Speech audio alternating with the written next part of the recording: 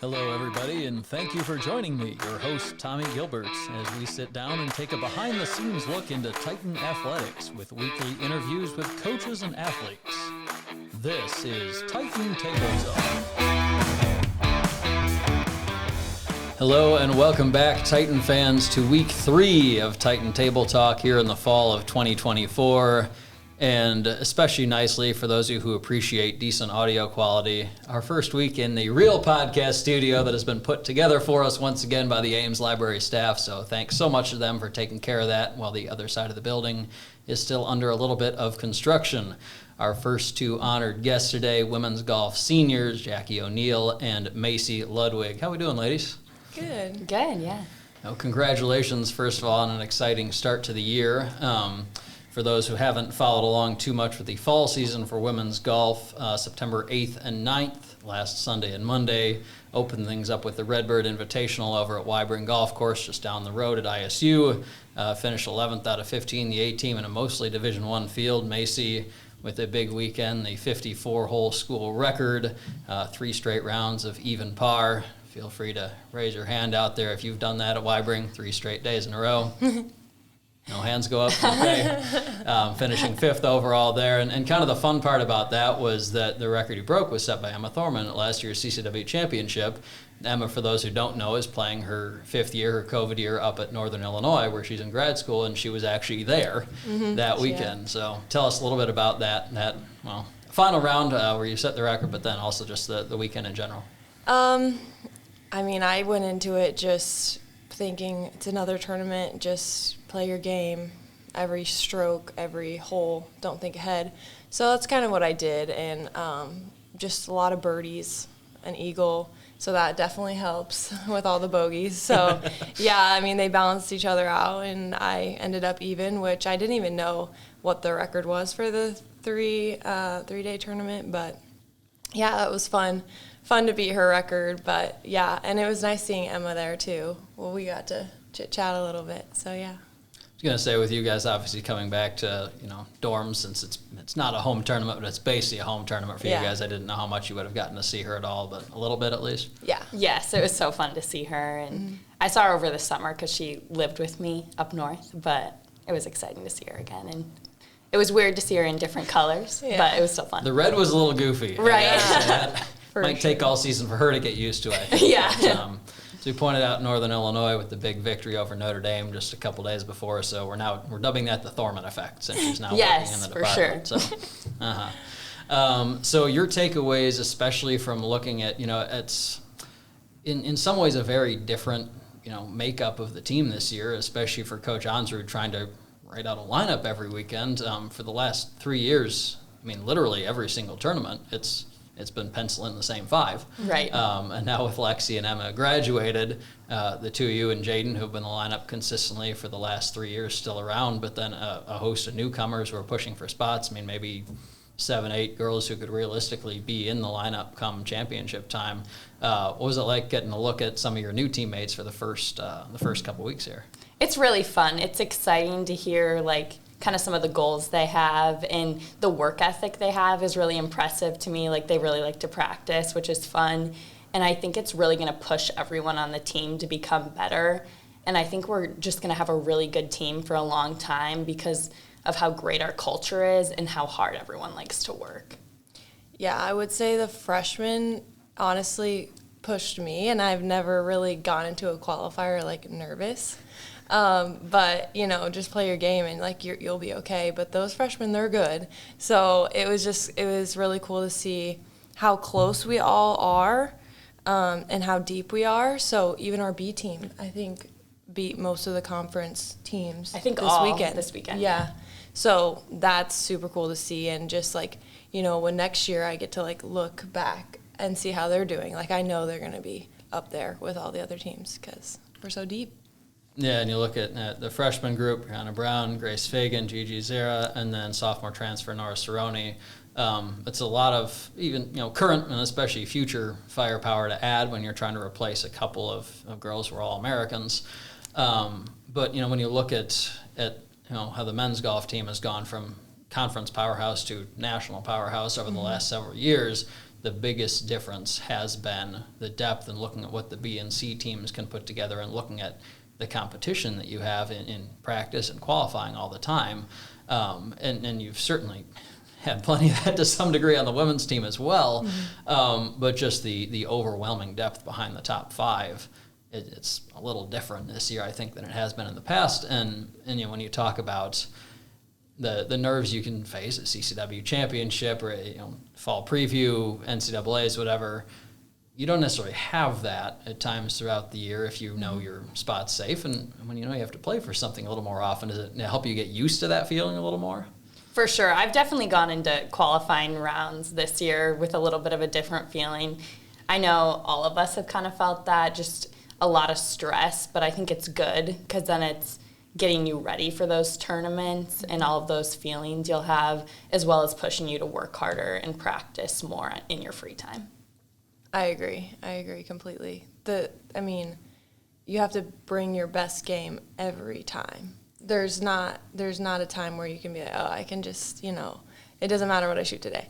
Like, you got to bring your A game because it's within strokes, like right. 0.01 strokes. So, yeah. So pushes you. Give us a little sense for those who are maybe not aware, and just kind of read the recap every so often or whatever of how exactly the qualifying process is going to work this fall on the team, if you have a good sense of exactly what it's going to be. So he posts like a spreadsheet, so we all have access to the spreadsheet. Everything's broken down into 9-hole rounds. So we started qualifying the first week of school, so we just have a bunch of 9-hole rounds in there, and then he puts in our tournament scores as well. He's weighting tournaments a little bit heavier. I don't know how much heavier, but you can see all of that. And then you have like your average tournament scores, I think, as well as just your average 9-hole scores. And then it's just kind of based on that. And then the lineup is picked. Top 4 spots are based on qualifying, like on that spreadsheet, and then 5th spot is a coach's pick. Okay. Yep. Yeah. I don't know how. Does that sound correct? Yeah, I don't have anything else to add to that.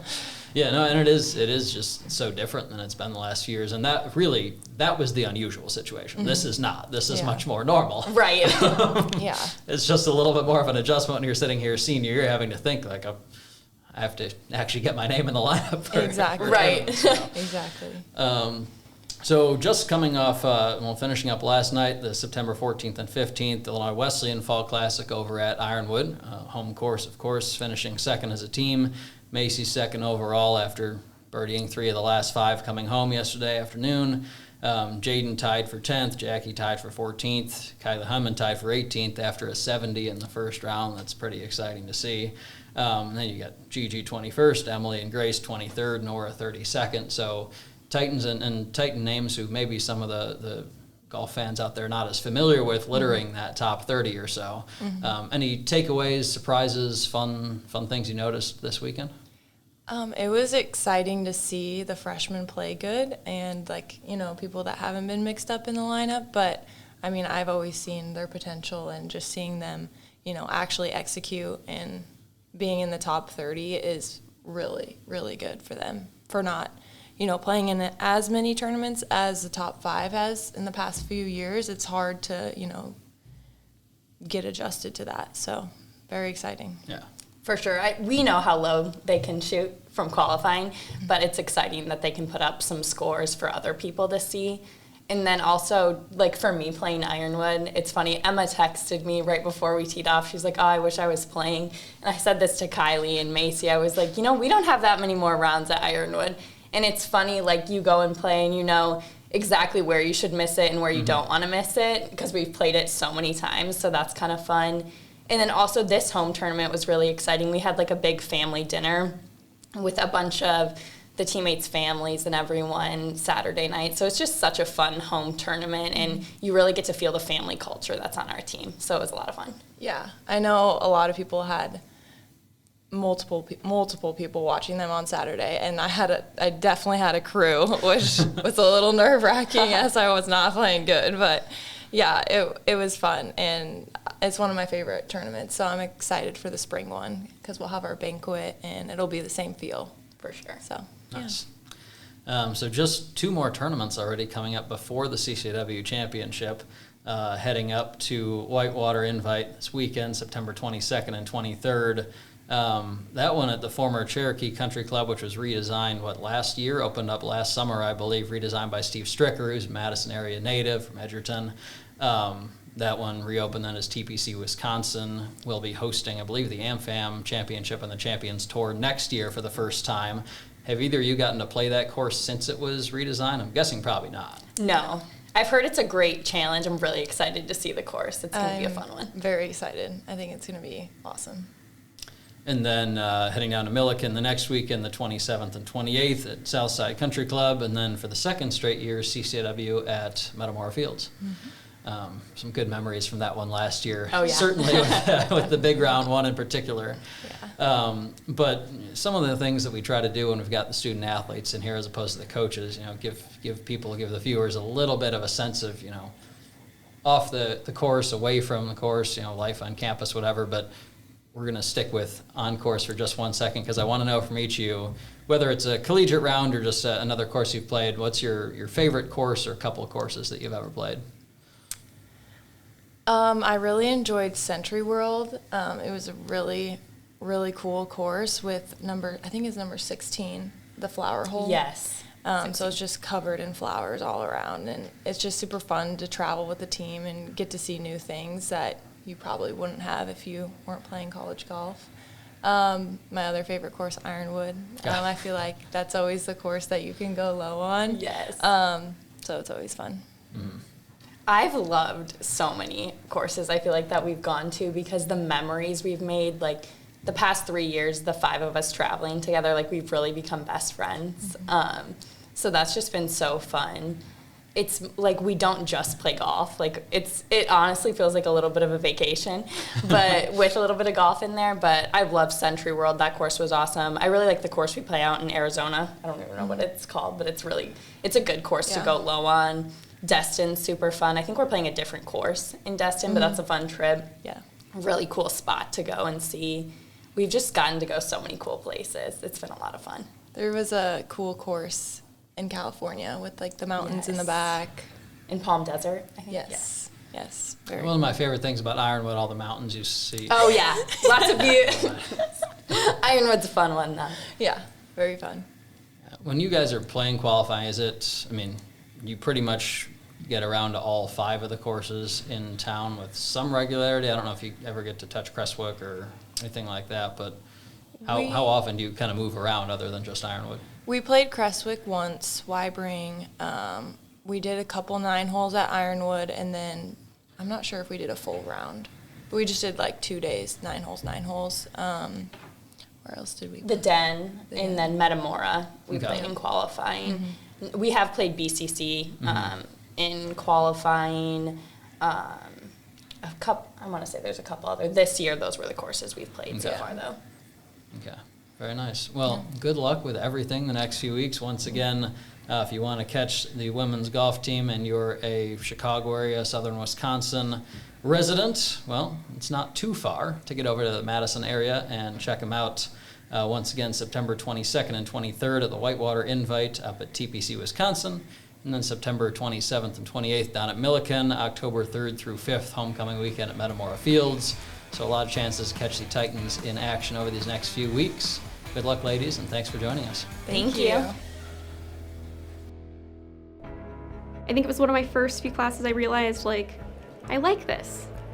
And then I was like, I got some tests back and I did well on them, and I was like, I'm good at this. I went from high school 10 years ago, almost flunking out, almost dropping out, to being on the dean's list. If I have the support that I need, I can accomplish things and do things that I was never expecting to be able to do. I think so fondly of my experience here so far.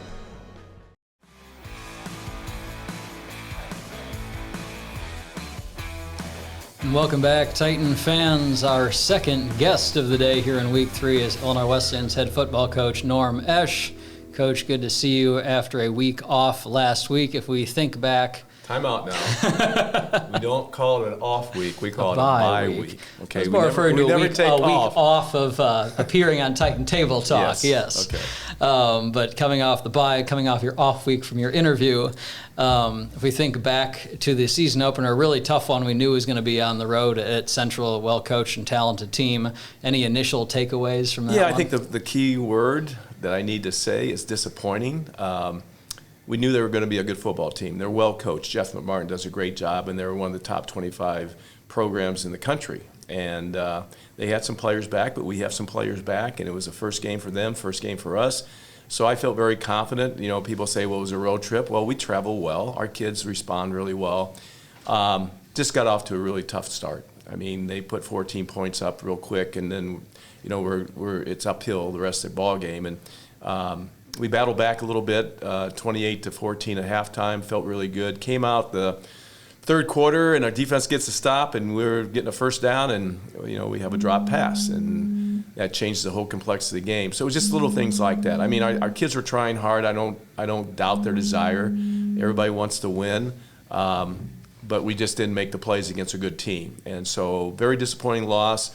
One game doesn't make our season. It was a non-conference game. Sure, we like to have that first win, but now we start conference play, and everything's for keep. And so you got to go on a different journey right now, and that's getting ready for the CCIW, race. Yeah, and that's one of those tough things when you know you're facing maybe a bit of an uphill battle on the road, and you almost want to be able to shorten the game a little bit. And when you're forced into a really pass-heavy game script right off the bat, 21-0 deficit in the first quarter, and as you said, a lot of fight battled right back, but when you got real playmakers, wide receiver spots, and on offense in general, and Central knows you got to throw the ball, it limits you. Yeah, if we could have got it, right after the half, we could have got it to 28-21. It would have been a whole different game.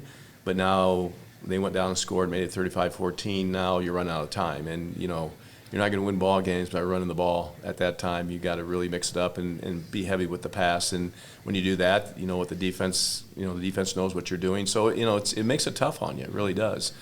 But our kids bounce back pretty well. We have a saying, discipline your disappointment, and everyone's disappointed, not just me as a coach, but I think our players are too. But they'll bounce back. We had a good week of practice in this bye week and worked hard, and we took an extra week to prepare for Elmhurst, which I think will be good. And we got to go on the road again, and it's a night game, so we have to be, flexible and adjust to those things, but we will. Yeah. A couple of big plays in the secondary, in particular, Artis and Cole both with picks in the second quarter. Really, help you guys get back in it. Scored on both of those drives on a little bit shorter field. Elledge and Jahari Scott had receiving touchdowns out of the hand of Dermot Smythe after that. What did you see in general in the secondary play against a pretty tough offensive unit? Yeah, you're always happy to get those turnovers, and Artis, we expect that from. He's an all-conference performer coming back, and then getting the other one gave us a chance to change momentum. I think I talked to our players a lot about momentum and how it can change field position and the course of the game and so forth. So you always are excited about those turnovers that the defense creates for you. Just offensively, we got to do something with them. And I think one of them we didn't do anything with, which is disappointing. We got to reward them, and we can't put them back out in the field. Mm-hmm. No, as we kind of talked about the season last year, throughout October and November, one of the big themes was that, again, there were some big plays on offense, but there were a lot of mistakes. And one of the things you didn't see on Saturday was Dermot trying to do too much, turnovers on the offensive side of the ball at all. So that's at least one of those things you can point to as a little bit of a victory. Positives, we did a nice job of protecting the football, and we were 2 for 2 in the red zone. So, those are things that you look at that are positive for the ball game. Didn't establish the run game. We have to do that. But again, that was dictated because of the course of the game, and we were down, and we had to get back in the ball game. But we're going to bounce back. We have a good football team, and we have some really good leadership, and so I think our kids are anxious to play this next game. Yeah, and it's one of those things that is tough to sit around and wait for 14 days after you want to get back out there. It's like, closer blows a save. You want to be back out on the mound the next night. Very much, same thing. It's tough to have that bye week 2 after a difficult loss. But get to start CCW play with the Blue Jays, and of course another very familiar face in Coach Murray on the other sideline. Seems to be the theme of the start of the year for Titans. Blue Jays coming off a 55-20 loss to Adrian in their opener. That was, of course, Senior Day and Veterans Day last fall here at Tucci, a 49-13 victory for the Titans. Any thoughts on what you've seen out of the Blue Jays on film so far this year? Well, Mike is a great coach. He's here for 20-plus years, and he's now leading the Elmhurst program, and he's trying to get that thing turned around and things like that. They had a tough opener, just like we did, so they'll be looking for their first CCIW win, just like we will be, and like I said, it's going to be at night, which a lot of the players like the night games. I don't know if coaches like night games, but players do. But it'll be a good game to go to because we have a lot of alumni in the area, so a lot of people can get to the game at a 6 o'clock start. But we have to be careful. I mean, he's a great coach and he has a great staff, and they'll be ready to play us, and there'll be some incentive for them to play us, and so we got to guard against that. We have to take care of our team, though. If our team performs well, we'll win. I mean, that's the way it is. And we have those type of players. So we got to get off to a fast start and kind of control the momentum that I talked about, and I think we'll be okay. But it's we're not taking Elmhurst lightly at all. I mean, it's a CCIW team, and you got to play every week. Yeah, absolutely. And it is a nice perk to have the night game when it's going to be 85 degrees at 1 p.m. too. You'll take that as a little bit more of a fun time to have your night game as opposed to November when you're dealing with 30-degree temperatures at night, too. Well, Coach, good luck this week. Once again, if you want to check out the Titans on the road up in the Chicago area this weekend, Saturday, September 21st, 6 p.m. kickoff at Elmhurst. You can check out the links to watch live at iwsports.com, or better yet, make your way out to beautiful Elmhurst, Illinois, and hopefully watch a Titan victory. Good luck, Coach. Love to have everybody there. It'll be a great evening. Wonderful. Thanks for joining us. Thank you. They say inside every challenge is an opportunity. At Illinois Wesleyan, you have the power to seize that opportunity. Discover the tools, the mentors, and the experiences to take on any challenge and shape not just who you are, but who you will become. The best college in Illinois for jobs is right here. Tap or click now to start your free application and break through at Illinois Wesleyan University.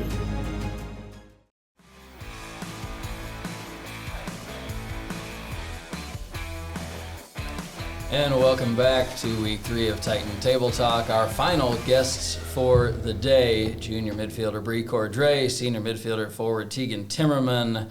Welcome, ladies. First time for both of you on the podcast, I believe. Yep. We're recording this one like first thing in the morning, so we've all been up for about half an hour. So we're going to see if we're awake enough to do this. But first things first, coming off a big 5-0 shutout victory against Knox out in Galesburg last Wednesday. Hat trick for freshman Liza Wiley. Bree, who assisted on that second goal, took a 2-0 lead into halftime, and then second half was a fun one, too. First career goals for Ellen Dahlquist and Taylor Hahn, both freshmen. Takeaways from that game, probably the most fun one of the season so far. So fun. Our freshmen stepped up. That's what we got to have. We have a brand new team. It's all young. We have 11 new freshmen, and they stepped up and they did it for us. So I think we needed that confidence booster. I mean, we went out and we were like, okay, this is what we're capable of, and now we can approach the CCIW, we can approach the next 4 games with that kind of mindset, with that confidence. Like, we found the back of the net. We know what it looks like. We just got to do it again. Yeah, and sometimes that's that challenge early in the year when you're trying to get basically an entire new group on the same page on the field. And the CCIW is, typically a pretty tough conference to go through, and you have to play some tough teams at the beginning of the year to get yourself ready.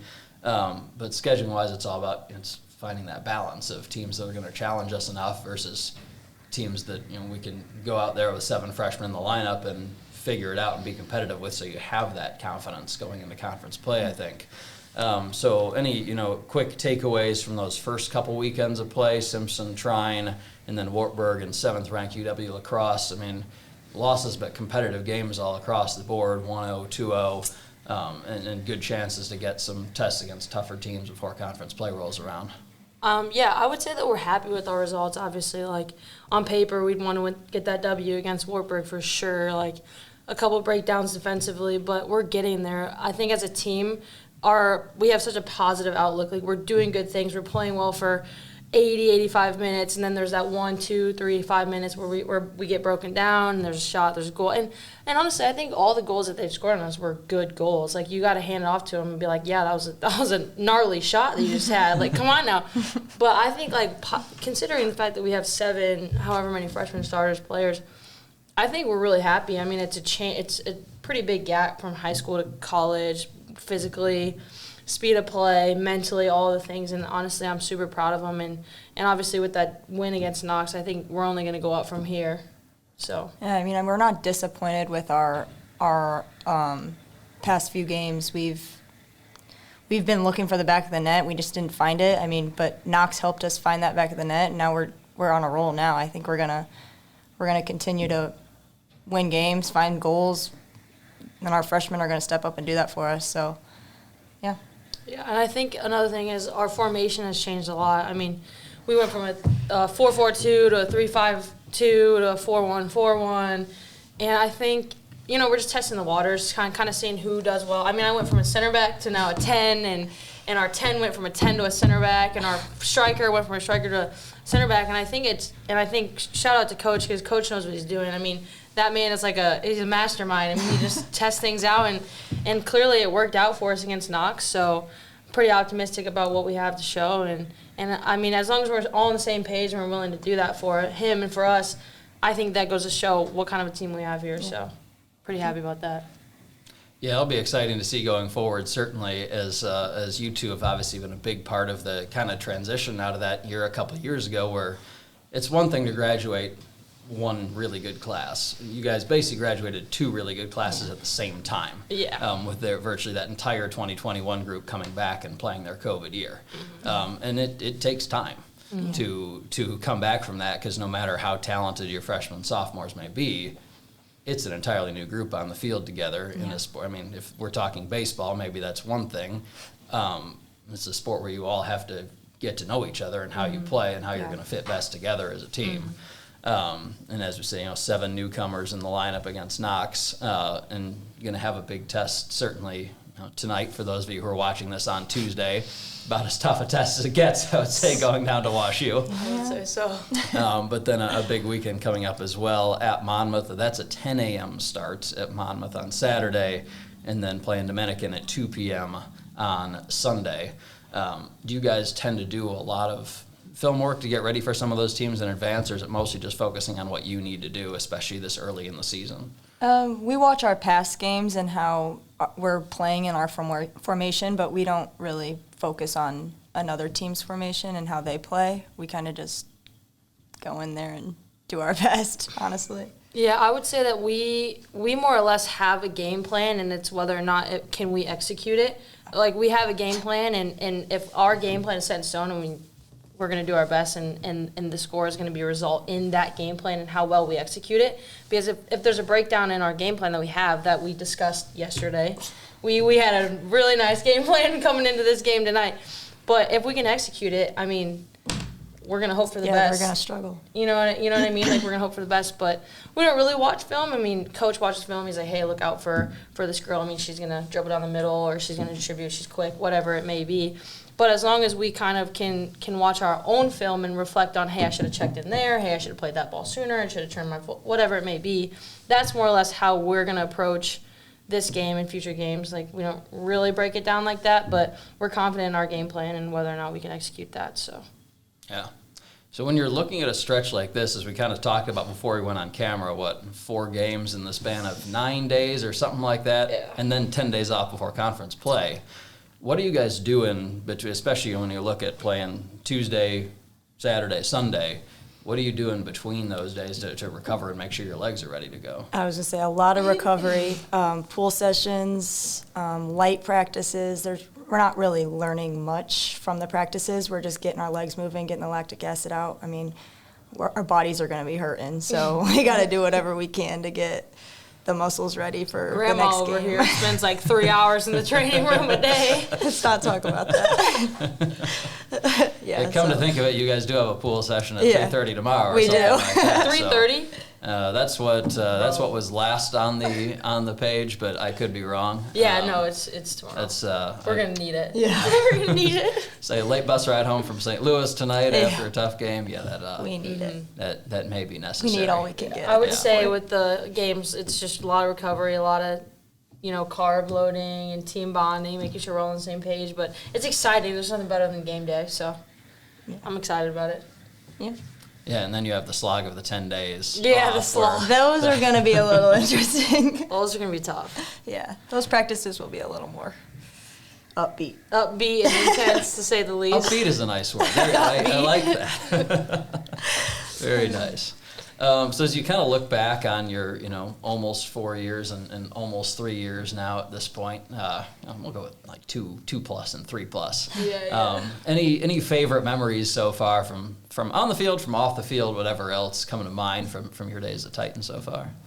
I mean, my favorite one was definitely the NCAA tournament. I mean, that was just an incredible experience that I may or may not ever get back. So, I mean, just having that group of girls there and them taking their 5th year and us being so comfortable with each other and being able to play 90 minutes with the same 11 on the field, I mean, it was crazy. It was an experience I'll never get back, so.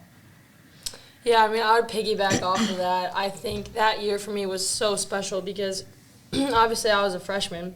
So you'd been there for a year. That was my first year. And coming into kind of that environment, it was the most comforting and exciting thing I've ever been a part of. And kind of to see the way that our captains led our team, the way that our seniors who weren't captains had that role as well. Like, they were all leaders. They were all such an impactful group of girls and teammates. And I'm so incredibly thankful for them. And I think, like, being a freshman then and now being a captain now, I can kind of, Tegan and I have just talked a lot, like, we want to bring back that culture, that mindset, that family. And I think, like, we're doing a good job so far, and I think having that experience was really, really important for me and you to kind of see, like, okay, this is a team, this is how we should lead a team, and this is what we want out of it, if We that learned makes a lot sense. from them, yeah. Yeah, and I think, like, that the whole season was just an insane memory and the best experience ever, and I'll hold it with me forever. I'm sure Tegan will too. Yeah.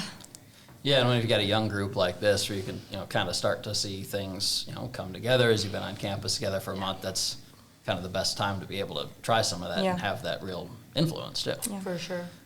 So we have a very important question here for Bree. Oh, no. And there's, in this case, the leap year, I guess 366 days in a year. But how many of those days do you wear sunglasses at least once? How many of those days? 300 and how many days are in a year? Well, we'll go 365. 365 on a normal year. I would say, I can't say I remember a day where I'm not wearing sunglasses. Like, I'm going to be so honest. It's got to be 365. Maybe Christmas might be the only day I'm not wearing sunglasses because my mom will actually yell at me. But other than So that, 364? 364 is a nice number. And here's a better question. How many sunglasses do I go through a year? Probably about 10.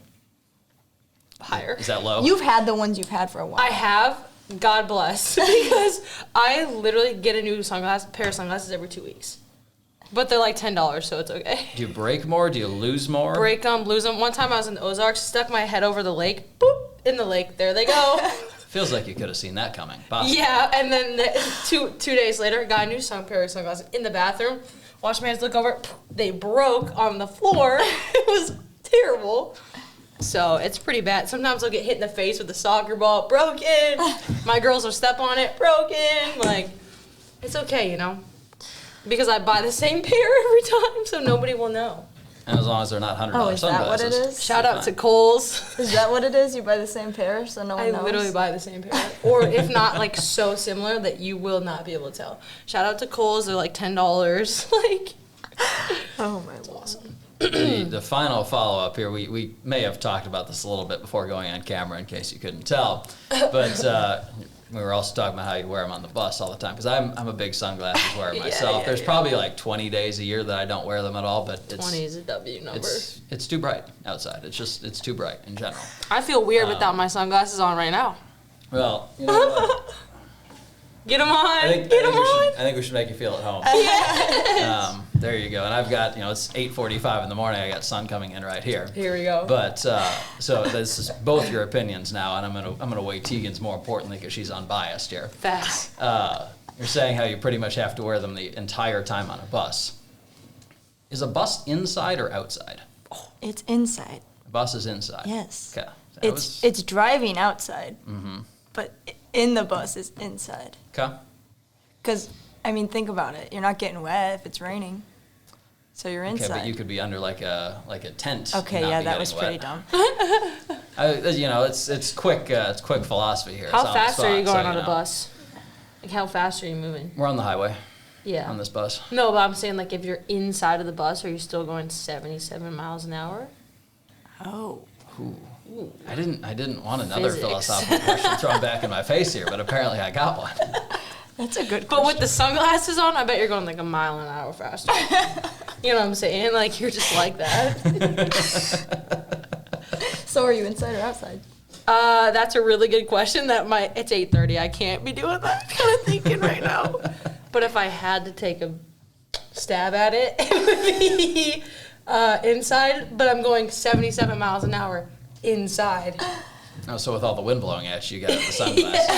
Yeah, protect your eyes. Exactly. Okay. Exactly.